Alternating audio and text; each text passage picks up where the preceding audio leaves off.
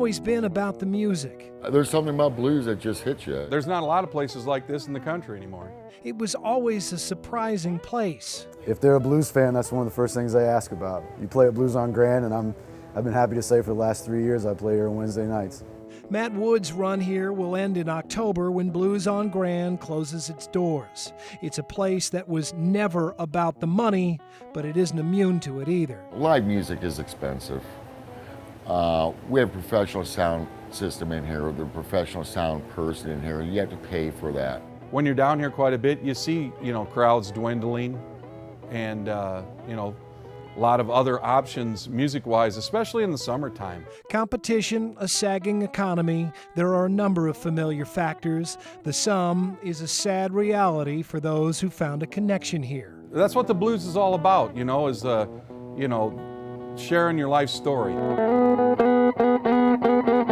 The musicians do it on the stage, but those of us that come and listen to it also do it while we're sitting here on the stools or at the tables. At the end of the night, saying goodbye to the people leaving here and seeing how much it touched them, I felt rich. The next morning when I checked out the cash register, I felt poor. The place has been a home to a lot of heartache, but that was in the music, and this is real life.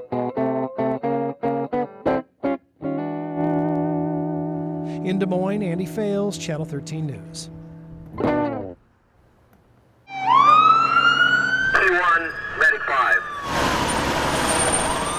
We just walked down here and the funeral home's on fire. We had a call from one of the workers stating that they had a fire in the fourth floor of this building.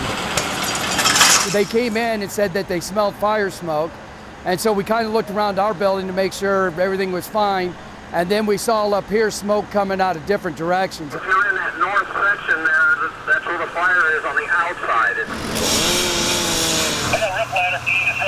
So they're chasing down any hot spots to make sure it doesn't rekindle. My understanding, the crematorium is on the east end here, but the smoke was coming out of the west end, real heavy. Looks like they got most of it out though. It doesn't look like anybody got hurt. As soon as I get things straightened around here, I'll be able to go inside and get some more information to you. Dunn's has been here for years, years, and they've been a great funeral home, and it's unfortunate this happens. Have fun tonight, thank you.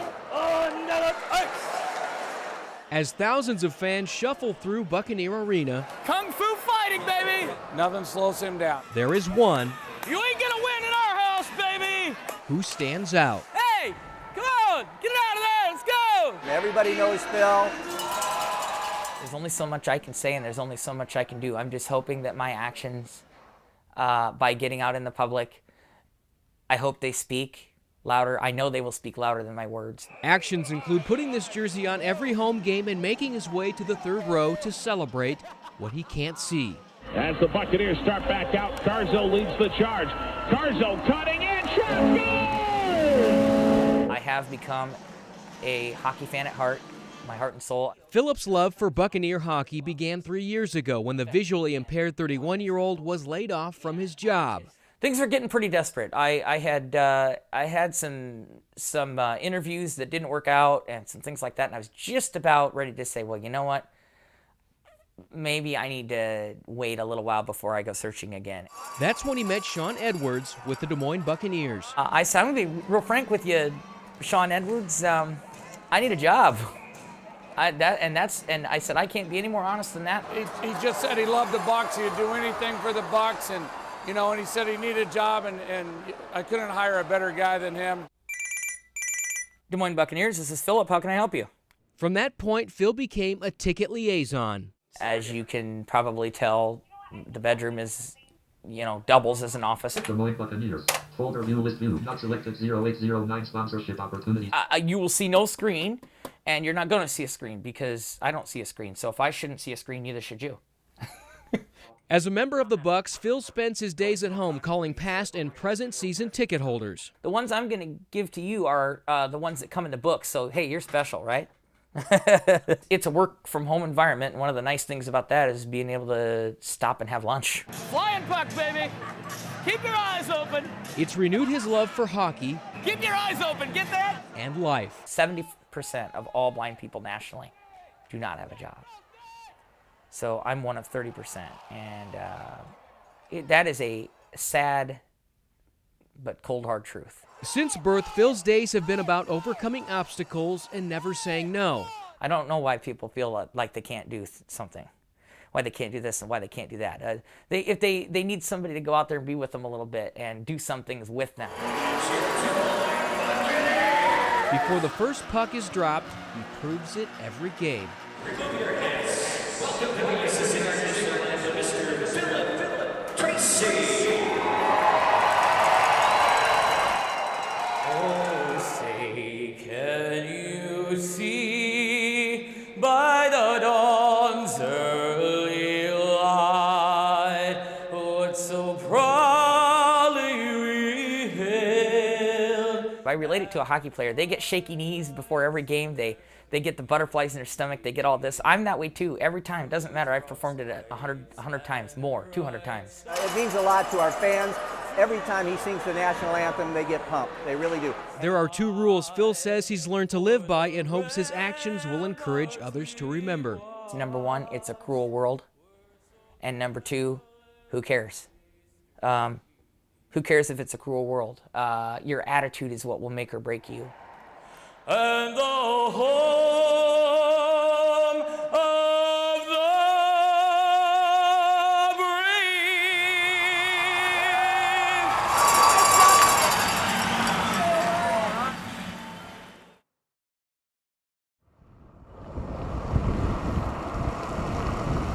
You want the big door up? Retired farmers still feel the need to tinker, even if they're supposed to take it easy. About 10 years ago, I had prostate cancer, and they told me not to do any heavy lifting. Thinking surely these wouldn't qualify, Donald Putney picked up some junkers. The wheel has gone off of this next one. Ones that people had set out by the curb as trash. The cable's all broke. He took them home to his shop. You fix the cable, oil them up, clean them up. Where Donald breathes new life into old Schwinn's and rusty Huffies. And I've just been doing it ever since. This is where they end up. His wife Carol doesn't mind where Don displays his projects, right next to her flowers and front yard decorations. It's better than a manure spreader. But every spring, something strange happens. Donald Putney's bicycles begin to disappear, just the way he planned it. They just are amazed. Why? What's the deal here, you know? How'd you hear about this? We were just driving by. We didn't hear anything. They come and they'll say, "Is that sign right?" I'd like to say, "What part of free do you not understand?" That yellow one looks pretty good. Let's grab it. Donald says the cancer left years ago, but somehow now the bicycles arrive on their own. The guy come yesterday and left them 4 and took one that was out there. So multiply the 10 speeds by 10 years. You got any idea, Carol Jean? And you can see where this is going. The most I've had was 86 at one time to sit out there. This year only had 63. Why so many? Because somebody might want one, and it turns out people do. One gonna do you? Yeah, I think so. Because you should never underestimate a retired farmer who's just tinkering around. As long as my health holds out, well, I just enjoy doing it. Thank you. Thank you. On a gravel road in Warren County, Dan Winters, Channel 13 News. 'Tis the season, and there's always one neighbor who gets more into the decorating than everyone else. I've got a 100-foot lot, and they fill the whole 100 feet. Well, if they miss this one, they must have their eyes closed. The campaigns love locations like bustling Fleur Drive and Dwayne Aarons' place along Grand and West Des Moines. It's ideal because we've got 5th Street that comes up, and it's a dead end, so they've got to stop and see it.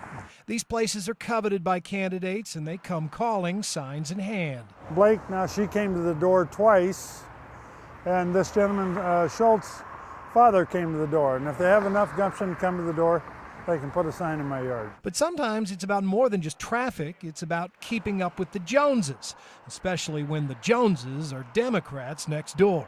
So I went and got Brad Zahn, and the next day they had the the Culver judge sign up. So then I called Brandstad's office, and they came out and put 2 signs up. It's a year when the political divide seems insurmountable, and it begs the question, are these signs that even neighbors are getting nasty? Nope, not at all. In fact, we stood out here together and watched the president go by last week, and waved at him. Yeah, we get along just fine. We'll talk about anything but politics. So how big is too big, and how much is enough? There's 9 signs here. I probably won't put more than 9 signs. There's no more room? Oh, there could be. Maybe the race for the most signs is the real one at hand. You're not trying to outdo each other Oh, with the no. number or the size? No. I mean, No. his is bigger than yours. Yes. That's all right. Wait till tomorrow. What'll you bet there's another Republican on his doorstep in the morning? After all, the race is on. In Des Moines, Andy Fales, Channel 13 News. This is where it all happens. We're taking some of this rice. We're packaging food for the hungry. 64 fourth graders from Delaware Elementary traded their books and pencils for hairnets and gloves. A couple of kids asked, are we going to get paid? And oh, they're starving kids. Like, where are these kids at? And we talked about how they're all over the world and how they go days and days without meals. The students joined an assembly line of volunteers at Hy-Vee Hall for day 1 of Meals from the Heartland. Together, they help starving kids in other parts of the world, 1 scoop of rice, soy, and vegetables at a time. I think it's sad that they don't have enough money to afford food. We cannot underestimate the difference this will make. Meals from the Heartland Chair Mark Isle says for some, this will be their only meal of the day. At 25 cents apiece, the goal is to seal and ship 4 million meals to Haiti, Jamaica, Mexico, Africa, and Israel. 100,000 packages will stay right here in Iowa. Our goals are twofold. One is we want to feed a lot of people, but we also want to have people step into hunger and actually do things with their hands. And when they come here, we hope they're transformed to want to do more. On today's field trip, the students learn something that can't be taught in the classroom. I feel good because they're gonna get a good meal. It makes me feel like I'm doing a big cause. In Des Moines, Janae Town, Channel 13 News. 500 to 503. It only took minutes to consume, then devastate dozens of residents. A bang, then a scream, then a fire that quickly got out of control. The firemen first got here, and so on, there was a lot of hot debris coming down from the sky. Des Moines firefighters say the blaze started while someone inside the building was cooking meth. It's a dangerous process that ended with an explosion that witnesses say rocked the building. It makes residents like Ann Thompson angry. She could only sit and watch while her apartment is destroyed by the flames. My first thought was my animals, because I knew nobody else was in there. Ann's animals didn't make it out of the fire. Neither did her belongings. Yeah, I've lost everything except for my freedom and my life. That's the main thing.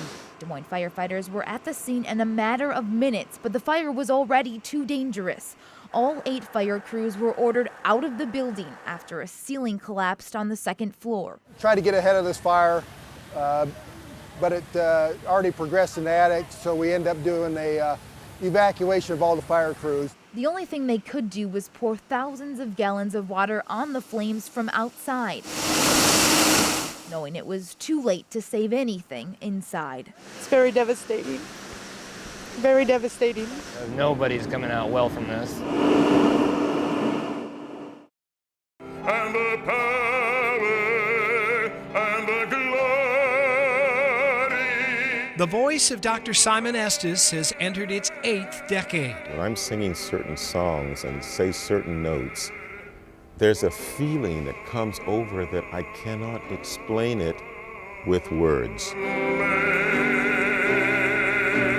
And I get this I get a feeling in my heart, my soul, and my mind. It's like you're in another world. The voice has taken him to every corner of this world, to its greatest stages and most distinguished audiences. It's a profound sound.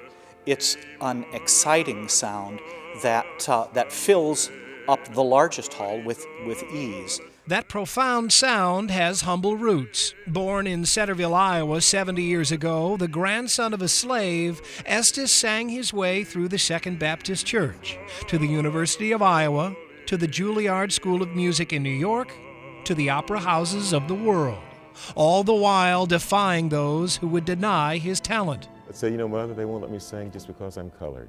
She said, well, you just get down on your knees, son, and you pray for those people, you know. So I never allowed myself to become bitter. Today, it is Estes himself providing the guidance to the next generation of Iowa singers. So let us see that in your face and your eyes, that da-dee-da-dee-da.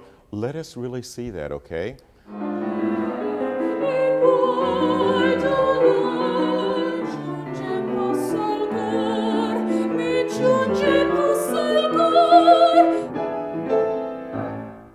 Brava.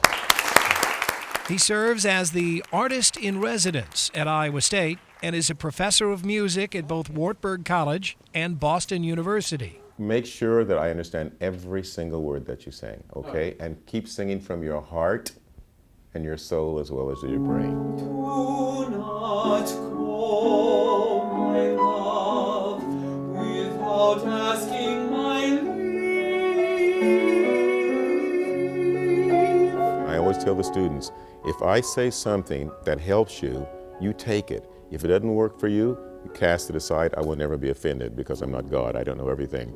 There's this humility and godliness and love about him that just, it just comes out of him with the students and with everybody, not only on stage when he's performing, but just one-on-one with every person that he has contact with here.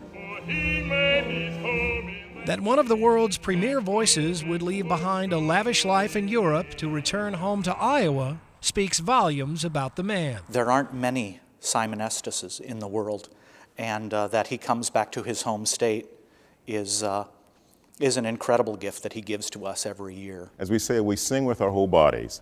So she did it with her eyes, her hands, obviously her beautiful voice. It's something that the finest music schools are envious of. But there's something about the Midwest. Whenever my colleagues and friends I meet all around the world, oh, we want to go to the United States, I say, make sure you don't just go to New York and Boston and Philadelphia and San Francisco and Seattle. Go to Iowa. Then you'll find the real Americans. And they'll find Dr. Simon Estes, an Iowa icon.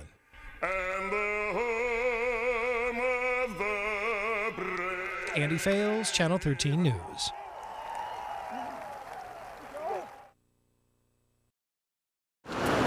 You never know what you'll find at the airport. As the lights guide the planes down the runways, people inside wait for packages, for friends, for family members. Elise and Olivia Refslin pass the time playing. Their soon-to-be 13-year-old sister, Samantha, slouches in a chair, wishing she were home on the computer. Their mother, Christina, watches the arrival and departure boards and texts nearly nonstop. My aunt was supposed to be here. The girls have been told Aunt Corey from California is coming in on the 8:40 flight from Atlanta. The minutes seem like hours as the empty escalator stairs collapse on themselves. Finally, there is some commotion coming from the gates. The first person to make an appearance, a soldier, home on leave. You can hear his daughter as she catches sight of him. The Refslin girls watch with intrigue and a bit of envy. If only their father could be home for the holidays. Little do they know, their Christmas wish is about to be granted.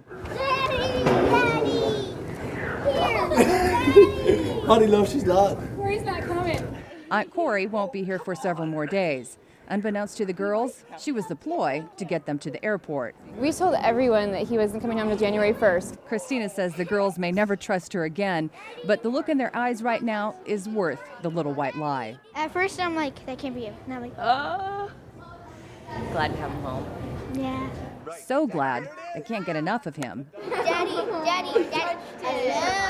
They were having a really rough time, so I think it's a godsend, really, that it worked out this way. It's a godsend for Christina, too. I'm just so happy to have him home and relieved and excited. She can't hold back the tears as she gives her husband a hug that's about 5 months in the making. Daddy, we missed you. There's no doubt he missed them, too. While I was in the airport at Atlanta, I started chatting with my guys because we just got internet out there finally. So I'm hoping by the time I get back, they'll also have showers, which would be fantastic. Nick says no matter how many decorations go up around the barracks in Afghanistan, it still doesn't feel like the holidays. When I started to come through the airport and heard Christmas music, it was pretty cool because I actually knew I was coming home. Home earlier than expected, and home with his family for the holidays. It just goes to show you never know what you'll find. Pick you up? Come here. At the airport. Yes.